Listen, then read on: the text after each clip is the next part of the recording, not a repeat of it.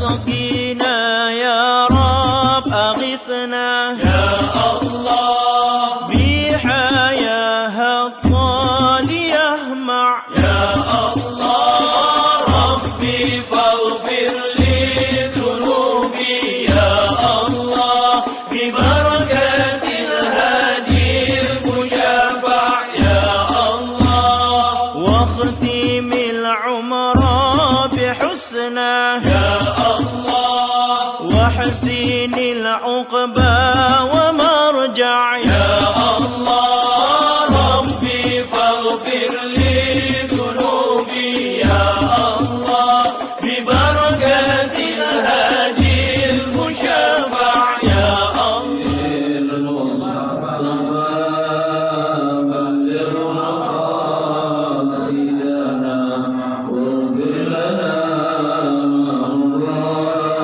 يا واسع الكرم اللهم صل وسلم وبارك عليه الفاتحة بالقبول وتمام القدس وحضرة الرسول صلى الله عليه وسلم خصوصا إلى مصنف هذا الكتاب المظاهر بعلم بركاتهم وبعلومهم في الدين والدنيا والآخرة شعور الله لهم الفاتحة أعوذ بالله من الشيطان الرجيم بسم الله الرحمن الرحيم الحمد لله رب العالمين الرحمن الرحيم مالك يوم الدين إياك نعبد وإياك نستعين اهدنا الصراط المستقيم صراط الذين أنعمت عليهم غير المغضوب عليهم ولا الضالين.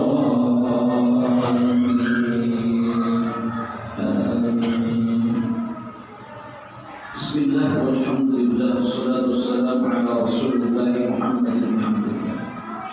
أشهد أن لا إله إلا الله وحده لا شريك له وأشهد أن محمدا عبده ورسوله لا نبي بعده.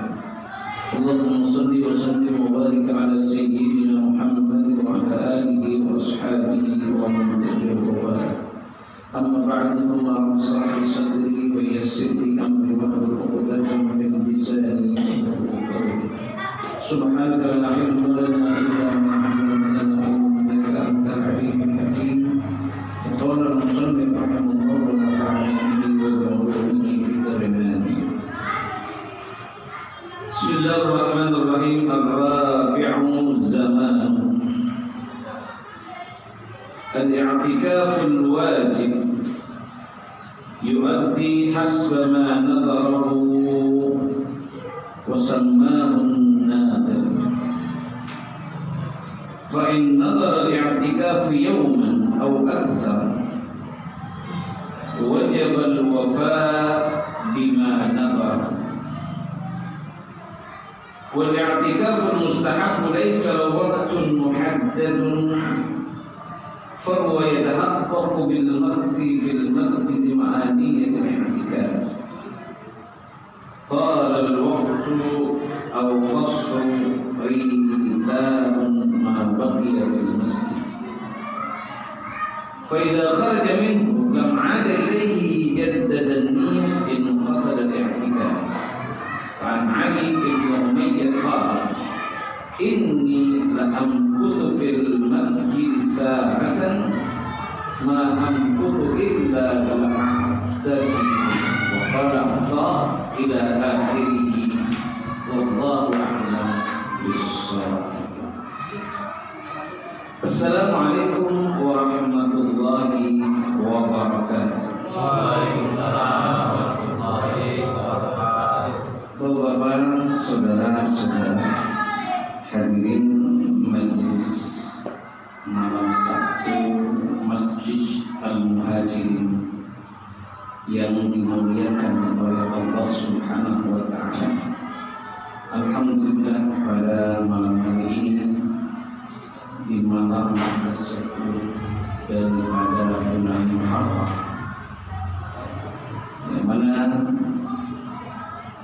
ada sebagian mungkin saudara-saudara kita yang sudah melakukan puasa sunnah Muharram sejak tadi hari Jumat, kemudian dilanjutkan dengan esok, dan kemungkinan ada yang setelah itu. Jadi ada qablahu, ada ba'dahu. Setelah 10 Muharram, ada setelah 10 Muharram. Ini tanggal 11 Muharram. Tetapi minimal dalam hal ini adalah,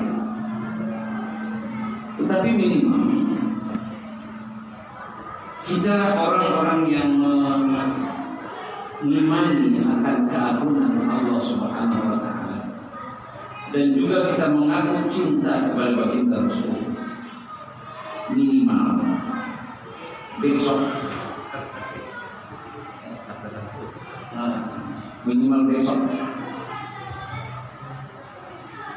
jangan sampai ada yang luput ketika kita diberikan kesehatan oleh Allah Subhanahu wa Ta'ala untuk melakukan puasa Asyura. Mudah-mudahan majelis kita ini yang dengar ini bisa melakukan esok hari satu kali saja. Saya nggak membahas tentang masalah yang tadi sebelumnya dan sesudahnya. Minimal besok saja, tanggal 10 Asyura ini, banyak riwayat hadis ini menerangkan tentang hal keagungan daripada tanggal 10 Asyura.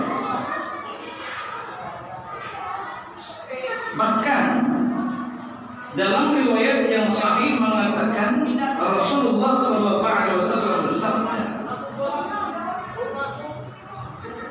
sepaling-paling baiknya puasa setelah Ramadan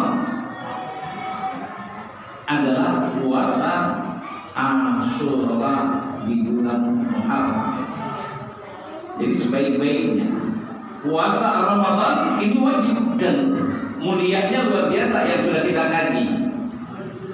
Apalagi setelah itu Rasulullah menjelaskan tentang bahwa setelah kebaik daripada bulan Ramadan adalah 10 Asyura. Nah ini kadang-kadang kita lupa dan menganggap itu memang hal yang sunnah. Memang sunnah, bahkan yang ta'akkad. Sunnahnya ini yang kita ketahui adalah sunnah mu'akkadah. Nah, harus kita pahami. Kita sudah mengerti tentang hukum bagaimana sunnah mu'akkad. Ada yang mubah, ada yang sunnah biasa, ada yang sunnah mu'akkad. Puasa Asyura ini adalah dihukumkan tentang masalah sunnah mu'akkad oleh para ulama. Memang yang sunnah minimal itu yang saya katakan adalah tidak dapat melakukannya yang diberikan kesehatan. Banyak fadail atau keutamaan-keutamaan tidak ada ikhtilaf para ulama pada hal ini tentang masalah Asyura ini. Kalau kita sampaikan, tentu ini yang saya ada kaitannya sedikit karena besok berkaitan dengan hal Asyura ini. Yang tadi yang puasa siapa ada di sini? Oh, banyak semuanya puasa. Alhamdulillah. Muhajirin memang luar biasa. Perwakilan saja satu sudah semuanya mendapatkan nilai pahala. Nah, insya Allah entar ini besok kita, ya kan, sahur. Nanti ada dalam keterangannya. Puasa minimal besok saja kita. Yang niatkan kita puasa. Karena beberapa riwayat mengatakan tentang keutamaan tersebut. Di tanggal 10 Asyura, amalan-amalan yang agung, yang mulia kita lakukan hendaknya di tanggal Asyura sini, tanggal 10 Asyura ini adalah kelihatannya puasa. Kemudian yang kalau kita biasanya ketahui itu adalah menyantunin anak yatim. Bahkan kita kenal kalau di daerah itu lebaran anak yatim. Sebenarnya di samping itu semuanya, Yang kedua, selain daripada yang pertama adalah ditekankan puasa, karena Rasulullah SAW melakukan puasa Asyura. Kemudian sahabat bertanya, ya Rasulullah, bukankah orang Yahudi dan Nasrani melakukan mereka puasa Asyura juga? Gimana kalau kita melakukan? Itu Rasulullah mengatakan, qoblahu, kita lakukan. Kemudian ba'da. Ya minimal apa yang dilakukan, apa yang diharapkan oleh baginda Rasul? Saya berharap kepada Allah Subhanahu wa taala, dengan saya melakukan ibadah puasa Asyura ini, Allah akan ampuni dosa-dosa saya selama 1 tahun. Tentu dosa-dosa itu kita mungkin luar biasa. Baginda Rasul yang maksum, yang dijamin oleh Allah masuk surga, melakukan puasa Asyura. Itu kalau kita sangat naif sekali jikalau 1 tahun sekali ini kita besok nggak melakukan puasa. Apalagi lagi lockdown kayak ini, ya kan? Iya lumayan kan. Kalau makan pagi nasi 10.000, makan di warung Padang 20.000, entar malamnya nasi goreng 12.000, udah berapa itu? Tapi alhamdulillah. Dengannya hal ini adalah kita menjadikan satu nilai pahala kita berpuasa. Kemudian yang kedua, jikalau memang ada rezeki kita diperintahkan, dalam satu riwayat hadis mengatakan bahwa hendaknya engkau lakukan di bulan atau di tanggal Asyura ini membahagiakan keluargamu. Bahagiakan keluarga yang kita sudah punya istri, bahagiakan istrinya.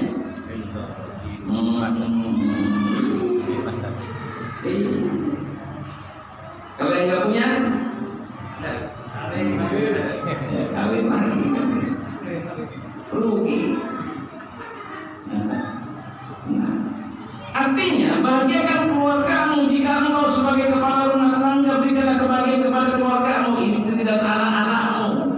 Jika memang engkau mempunyai kakak, mempunyai ibu, mempunyai orang tua, bahagiakan orang tuamu di tanggal 11. Karena satu riwayat mengatakan barang siapa yang memberikan kebahagiaan di bulan Asyura ini, maka Allah akan berikan kebahagiaan dia selama 1 tahun. Luar biasa. Ya, jadi jangan pilih-pilih besok setelah puasa, yuk kita kasih yang punya istri, biasa belanjanya 100.000, kasih ibu, nih uang 500.000, masak yang enak. Kira-kira bahagia gak istri? Bahagia kan? Iya kata. Ini kalau bulan Asyura saja kebahagiaan, beli makanan yang enak. Makan makanan yang enak, yang biasa cuma tempe tahu doang, besok ini bikin rendang. Ya kan, ayam goreng ini membahagiakan, makan dengan keluarga. Setelah acara buka puasa, ya kan, kita kumpul kayak Ramadan. Bagaimana kita Ramadan? Senang nggak kita Ramadan?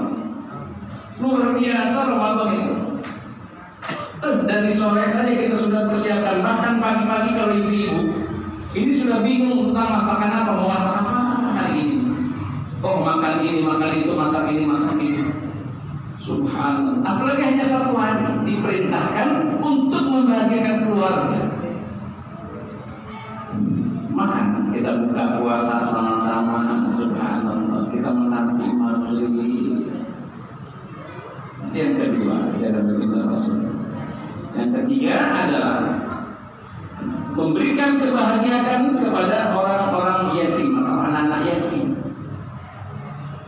Ini perintah.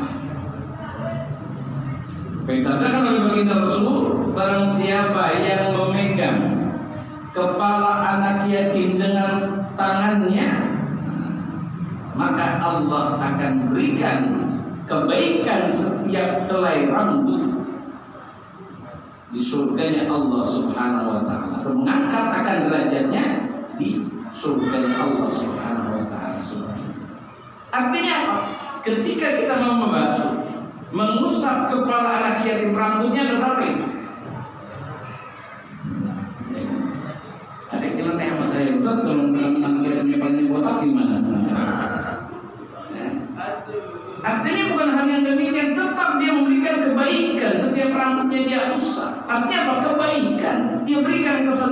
diberikan makan, diberikan santunan,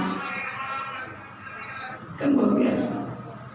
Maka kata baginda Rasul, orang yang seperti ini akan diangkat derajatnya di surganya Allah Subhanahu wa Ta'ala. Yang keempat adalah kata baginda Rasul sallallahu alaihi wasallam dalam satu riwayat, hendaknya di malam harinya, bisa malam tamalnya, di malam kita mungkin sahur, kita tahajud, dalam kebaikan-kebaikan kita lakukan, karena kita lakukan di bulan Muharram ini akan dilipat gandakan di Syahrul Hurum. Allah akan lipat gandakan kebaikan yang kau lakukan, maka Allah akan lipat gandakan keburukan yang kau lakukan, Allah akan lipat gandakan keburukan tersebut. Oke, disebut dengan bulan Hurum. Nah, inilah di malam hari nanti ketika kita bangun mau sahur, kita ambil wudu, kemudian kita sholat dulu 2 rakaat sunnah wudu, kemudian kita ambil tahajud. Kemudian ada riwayat yang mengatakan bahwa barang siapa yang melakukan sholat sunnah 4 rakaat, setiap 1 rakaatnya dia membaca suratul Fatihah, kemudian dengan dilanjutkan qul huwallahu ahad 50 kali, maka Allah akan berikan kebaikan selama 50 tahun. Artinya catatan amal kebaikannya 4 rakaat ini. Allahu Akbar, Al-Fatihah dari maghfiril lil amin. Qul huwallahu ahad Allahu samad lam yalid walam yulad walam yakul lahu kufuwan ahad. 50 kali. Bangun rukuk, kemudian i'tidal sujud, kemudian 2 rakaat sujud, bangun lagi, seperti itu lagi 4 rakaat. Pakai tahiyat awal enggak? Tidak. Ini saya mendapatkannya dari salah satu ulama di Serang, Banten.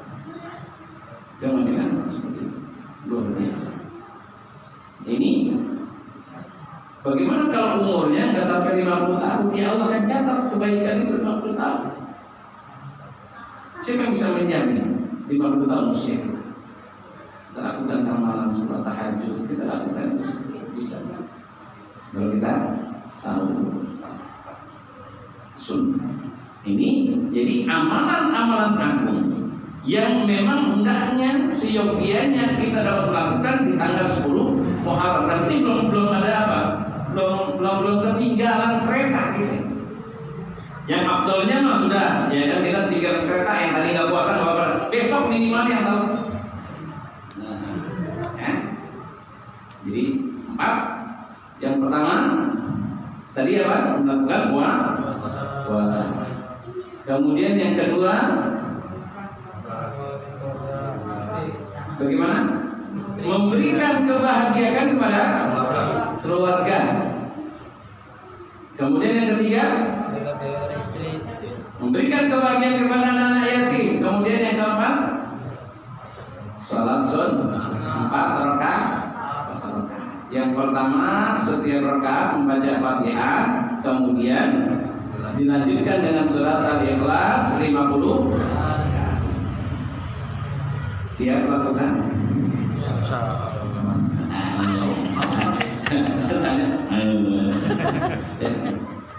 Katanya cinta imam besar. Setiap anak ada. 200 kali. 200 kali puluhnya. Ya sekali Fatihah, kemudian 50 ruku, i'tidal, sujud, kemudian cuma sujud lagi, bangun, 2 rakaat kedua, Fatihah, tunggu lagi 50 kali. Sekali kita makan, apa sih? Ya kan? Nah, ini sunnah. Nggak semua orang tahu ini seperti ini. Ya. 50 Allah berikan kebaikan kepada kita. 50 tahun dosa-dosa kita bisa diampuni oleh Allah Subhanahu wa Ta'ala. Ada yang nggak punya dosa kita. Usia kita saat ini mungkin rata-rata kalau saya melihat di sini yang tua-tua usianya di atas 40, ya kan? Yang muda-muda mungkin sudah balik semua. Nah ini rata-rata seperti itu. Berapa banyak dosa yang sudah kita lakukan? Maka kesempatan, sekali lagi saya sering sampaikan bahwa enggak pantas kita bisa masuk surganya Allah kecuali apa? Dengan rahmatnya Allah. Rahmat. Ini luar biasa sebenarnya kalau kita bahas yang seperti ini. Maka itulah yang namanya Islam, mengkaji dan mengaji. Kita mengaji sungguh sangat sombong. Orang yang enggak mau hadir ke majelis ilmu sombong. Siapa itu? Orang-orangnya seperti itu. Kenapa? Dengan duduknya kita saja ini yukaffir ad-dzunub. Kita duduk di sini nih. Ini selama kita duduk di sini mengampuni akan dosa-dosa kita. Subhanallah. Kita melangkah dari rumah. Niat oh iya sudah diumumin dia malam satu sudah begini semuanya. Oh setiap ini diharapkan kehadirannya. Kadang-kadang kalah dengan televisi. Dari mulai habis maghrib sekarang apa lagi? SCTV. Yang lainnya apa? Sinetronnya apa judulnya? Anak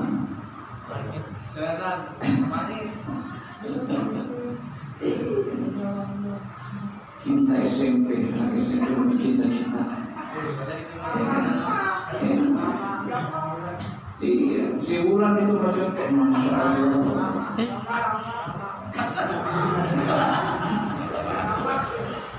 Ada tapi bukan kan luar biasa. Tadinya ditentang itu ayahnya itu Wulan. Mungkin gitu karena Joko orang yang gigi, akhirnya diterima, didoain terus.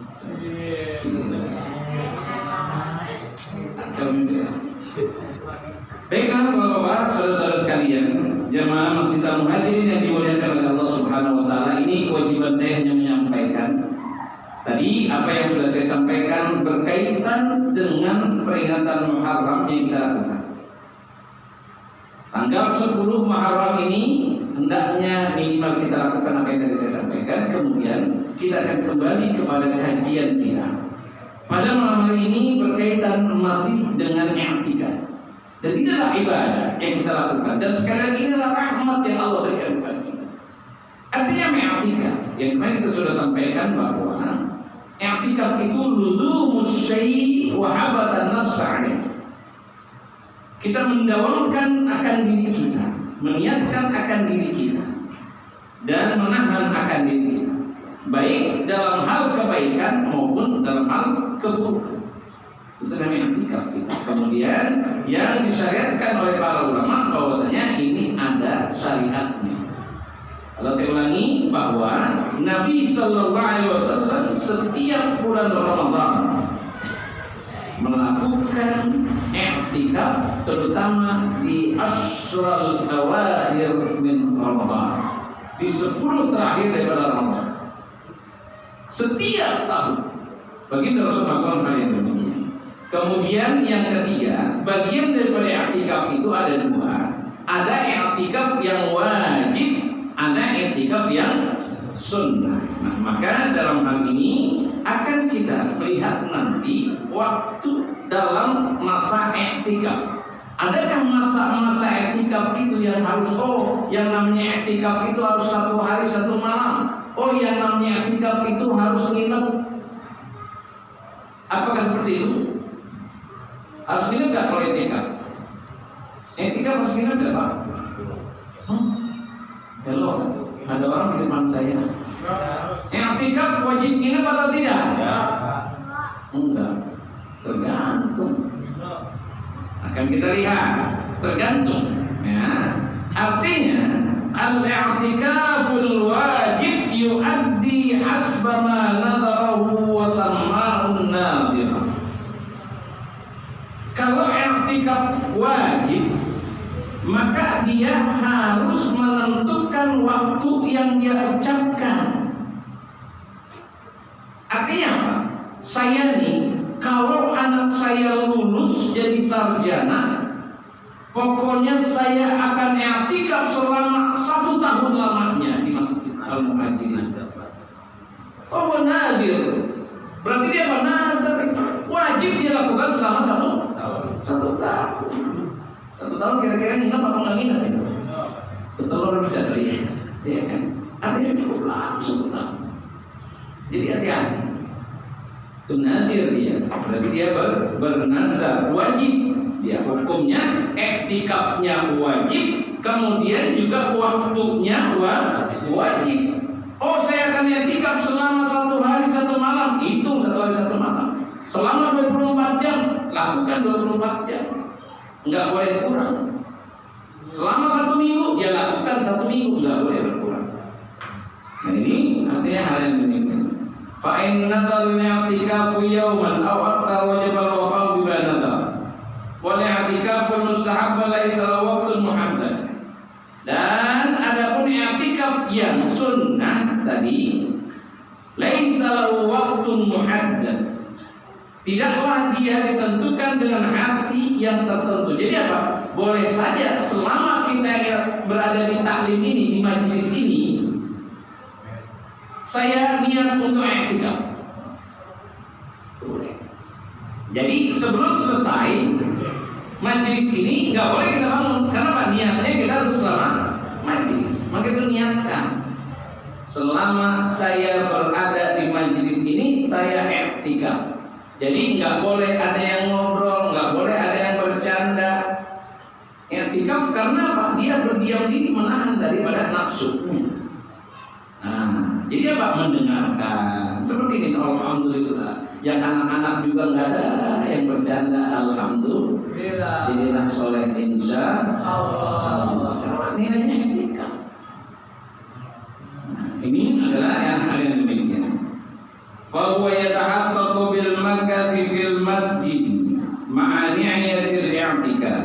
Dan dia berarti terhitung daripada i'tikaf selama dia berdiam diri di masjid tersebut disertai dengan niat i'tikaf.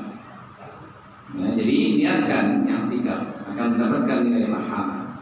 Talal waktu amqasar, apakah waktunya lama ataukah waktunya sebentar, pendek. Wa yuthabu ma baqiya fil masjid, dan dia akan mendapatkan nilai pahala selama berada di dalam masjid tersebut. Masya Allah, indah kita.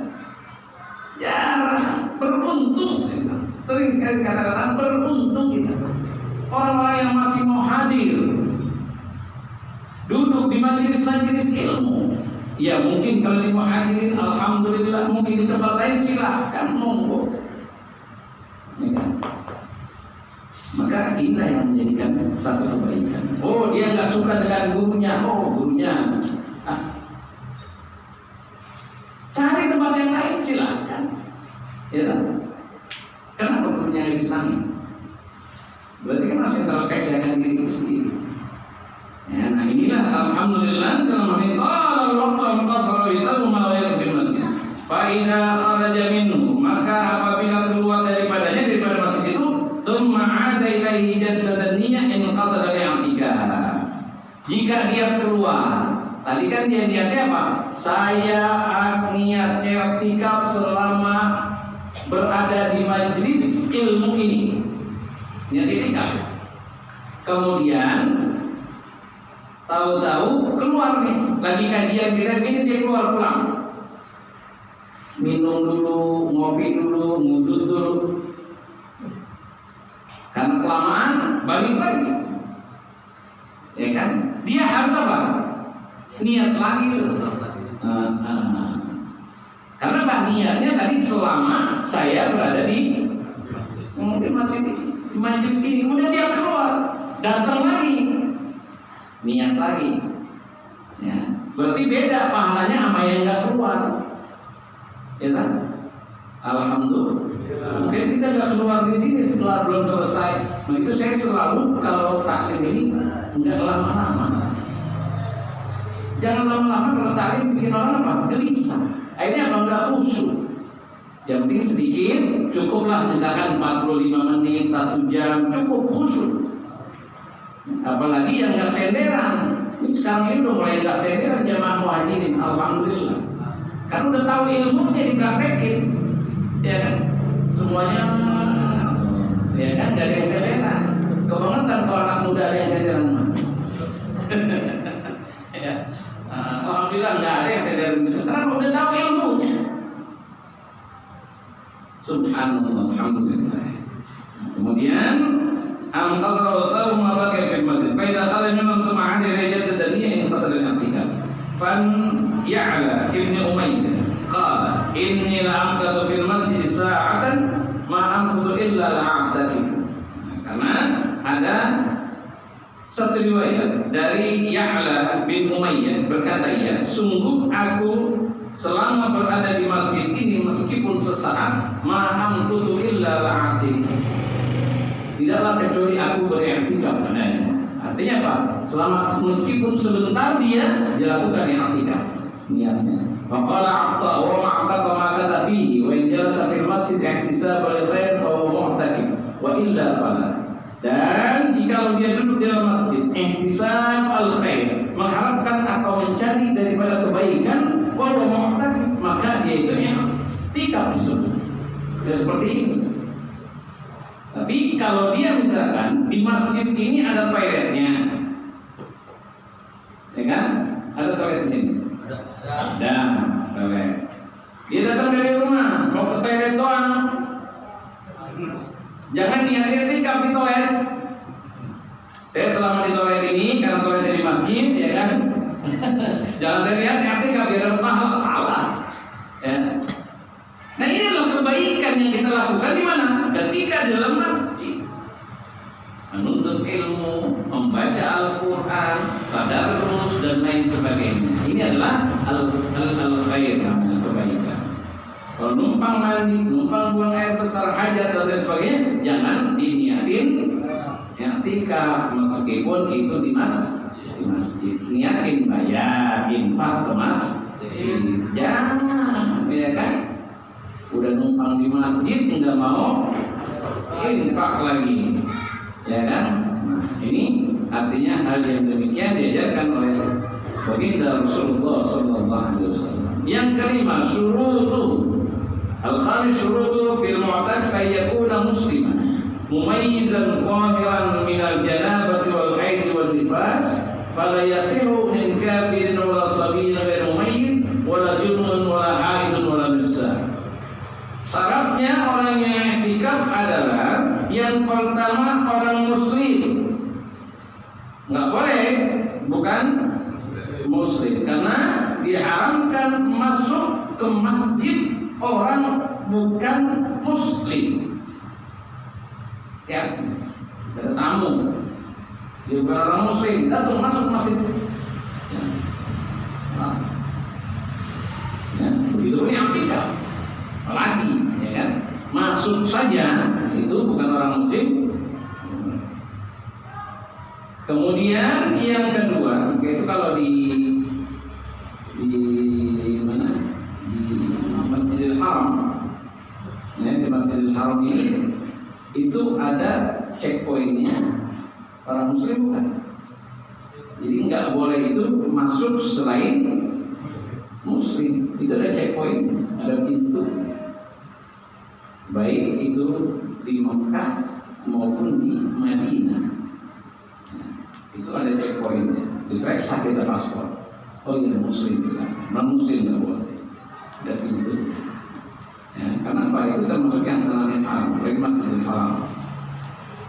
Bagi masjid kita yang kita bangun seperti ini, ya kan? Jangan sampai orang non muslim masuk. Kemudian yang kedua adalah mumayyizan. Yang mumayyiz, yang kita tahu adalah mumayyiz, baligh, bukan hanya sekedar baligh tapi dia mumayyiz, ya harus, ya. Jadi yang namanya anak kecil, bayi itu jangan dia i'tikaf dia, itu syaratnya. Kedua, tahiran minal janabati, suci daripada junub. Bagaimana ketika dia tidak hadas kecil, artinya dia tidak berwudu, boleh atau tidak? Boleh tidak? Boleh. Yang nggak boleh itu junub.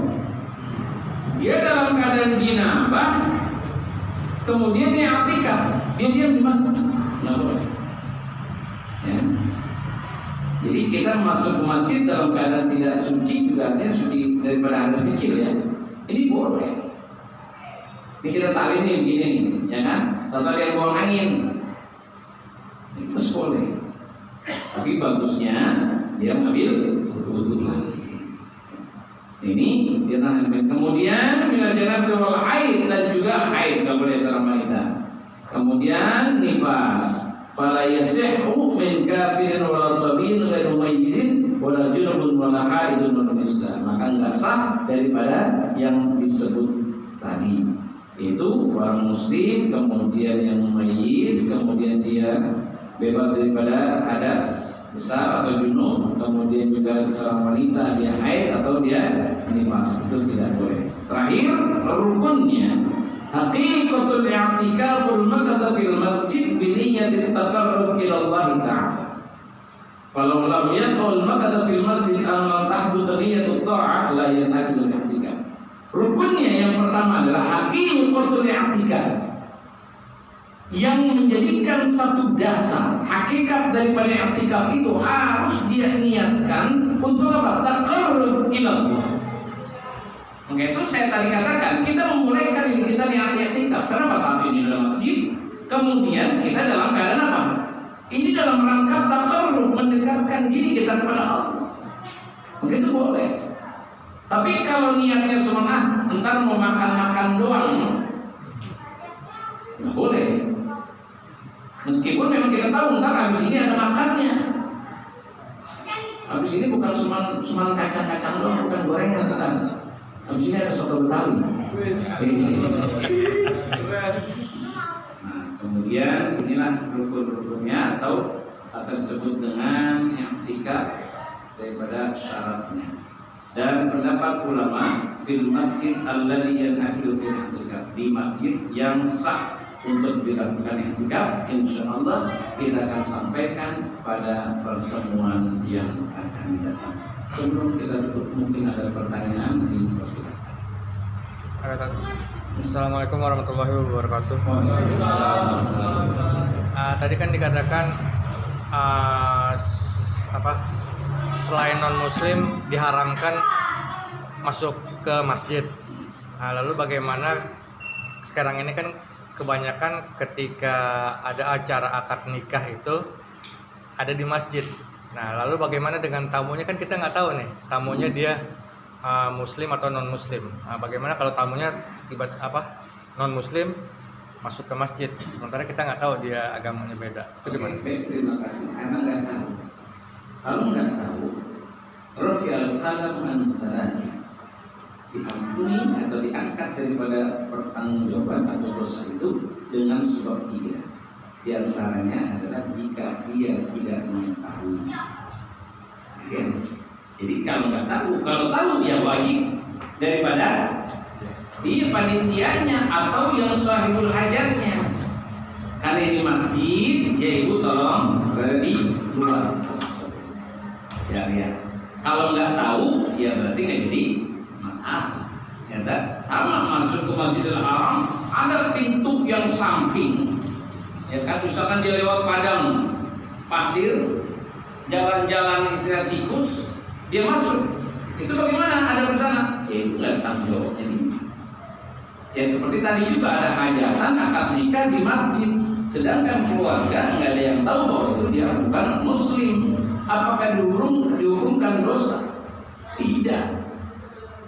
Ya kan? Dia tidak berdosa yang ada, kecuali dia tahu kemudian dipersilakan masuk, itu tidak dibenarkan dan berdosa. Karena hukumnya haram, yang dilanggar berarti dia mendapatkan dosa. Wallahu a'lam. Lagi Al-Fatihah. Bismillahirrahmanirrahim. Alhamdulillahirabbil alamin. Ar-Rahmanir Rahim. Maliki yaumiddin. Iyyaka na'budu wa iyyaka nasta'in. Ihdinas siratal mustaqim. Siratal ladzina an'amta 'alaihim ghairil maghdubi 'alaihim waladdallin.